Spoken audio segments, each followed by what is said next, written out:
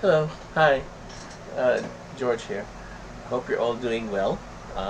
Wherever you are. I know some of you are still in lockdown, and some of you are starting to get out of lockdown. In case you stay safe. Um, have you been receiving money from the government? I mean, I'm about to receive some. They're going door to door and giving 8,000 pesos. It's coming from our city hall. It's amazing. I never received anything from the government before. I mean, usually when it comes to government, I'm usually the one giving them money, taxes and charges and fees maybe. But yeah, I'm getting money back. And they've been doing other things as well. I mean, I think I've had two deliveries of food, groceries, dried fish, rice, um, and during the lockdown. And it's nice. I know it must be our mayor. Our mayor is someone called Mayor Soto. Vico Soto, sorry. I'm not even sure what his name is, but anyway, I'll post his, his pic. But he's a Christian. He's our first Christian mayor.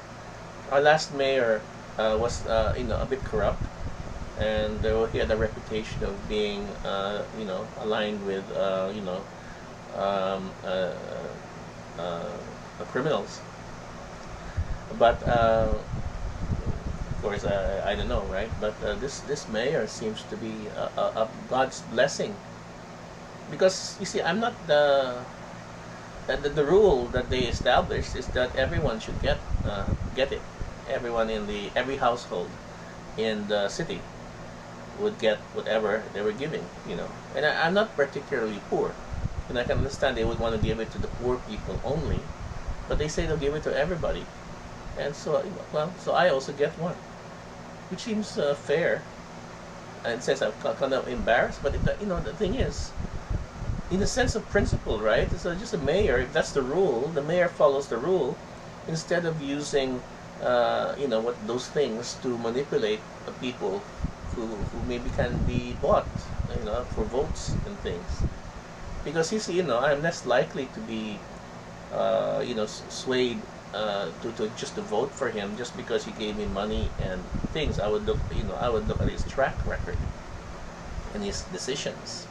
And if they were good decisions, I would vote for them. And they were bad decisions, I wouldn't, regardless of how much money, or groceries I would get.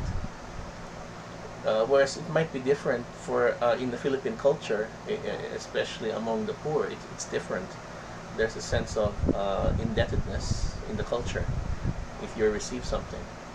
So, still, I admire the principle. Uh, but it makes me think too. This is happening all over the world, and how are they paying for this? In a sense, where does money come from nowadays? Money is not really gold and silver anymore. It's just paper, and nowadays it's just electronic bits of information. Really, you just type a few number with a few zeros in there, press enter, and you've created the money, and you can give it to the banks. I mean, that's how I think the central banks do it. They just create money, and if they create money like that, what's going to happen is the value of the money is going to go down, because it's not based on anything. In fact, it's based on nothing. It's just psychology.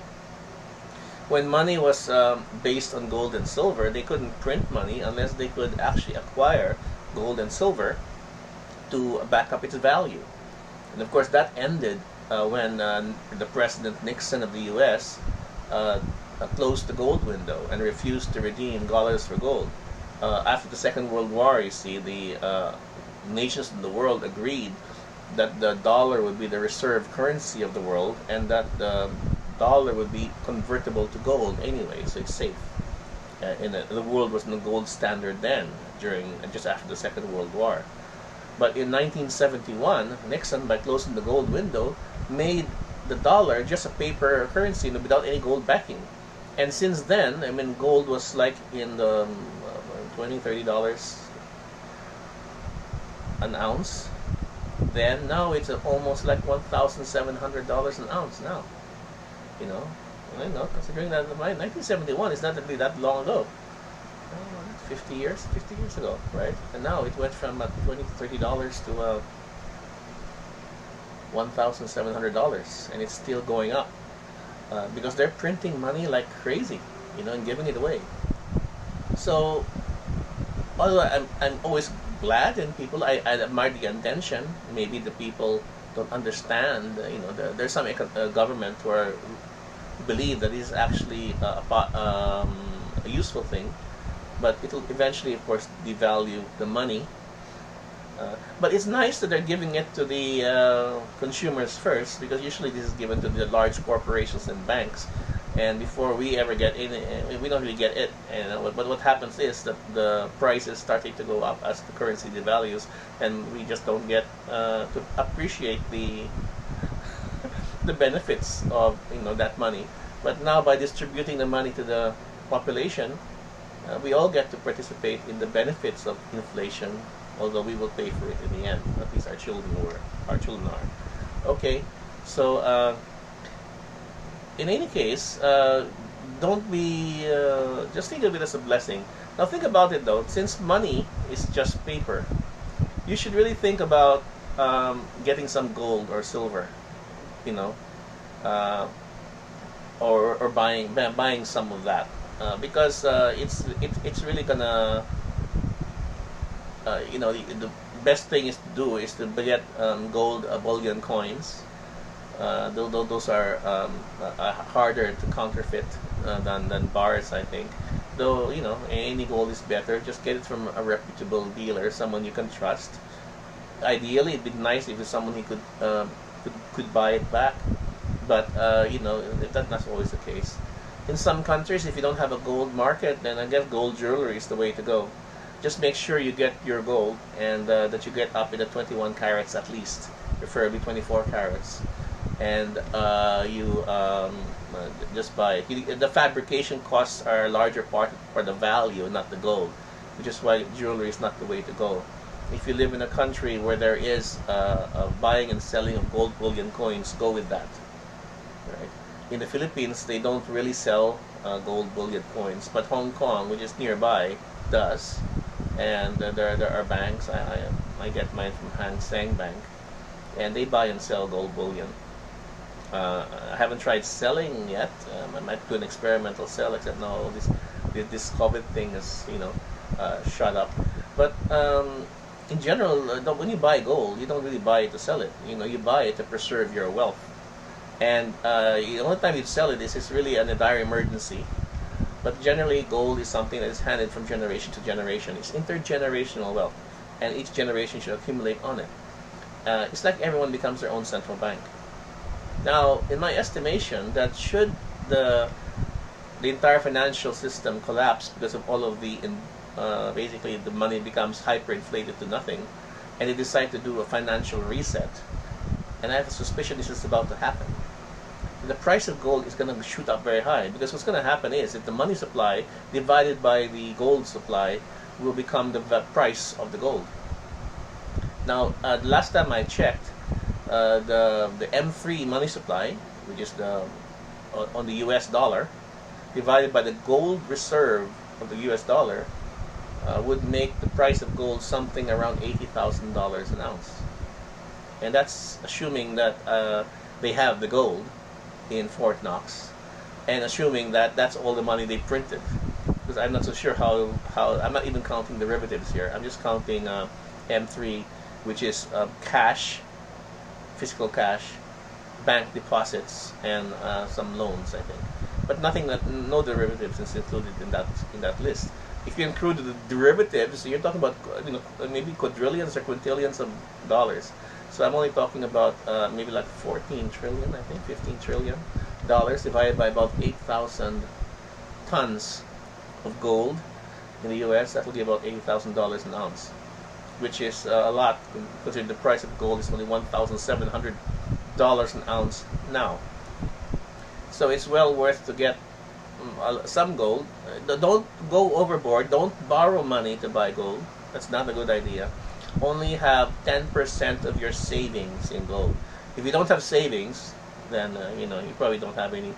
that probably gold will not help you. You don't get it's whatever you say. No, you don't have to buy a lot. You can buy 1 gram of gold. 1 gram of gold. That'll. If you don't have much savings, you can buy 1 gram of gold, and that's the lowest amount of gold, and that is so tiny that you probably thought you'd be taking for a ride. But gold is gold. That's that. So the amount, if you don't have that much money in savings, then buy less gold. If you have some, then I guess you get your net worth. 10% of your net worth should be in gold, at least. I don't recommend. Don't borrow money to buy gold, okay? And don't do your necessities. Take care of your family. Continue to take care of your family. Just buy that gold 10% and accumulate. Don't have to get it all at once. Just accumulate. Over time. Even though the gold price is high historically now, because of the hyperinflation that is going to happen as they produce a lot of money supply, the gold price is going to go up. Let me close with this, that money should be honest. Honest gold and silver. In the Bible, gold and silver is what they describe as money, and all the gold and silver belongs to God, and it's given to us as a blessing, so that we can have honest money. That money will retain its value, and not simply being reproduced and inflated away to the zero value. So respect gold and silver, and by able to accumulate it, be prudent in your finances. Do save money from time to time for a rainy day, and those savings, they should be partly in gold, and you'll be fine. Avoid borrowing money as much as possible. It is not advisable to.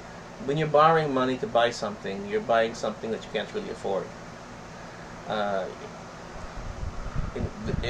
Borrowing money to buy something should be an exception rather than the rule. Okay. I hope that's keeps you well. Of course, how are you going to buy gold if you're stuck in the house? One thing is you can't. So, just take an opportunity next time you're there. Don't go overboard. Buy small amounts. Read about it. Here's a good book on this. This got me started here. The ABCs of Gold Investing by Casares.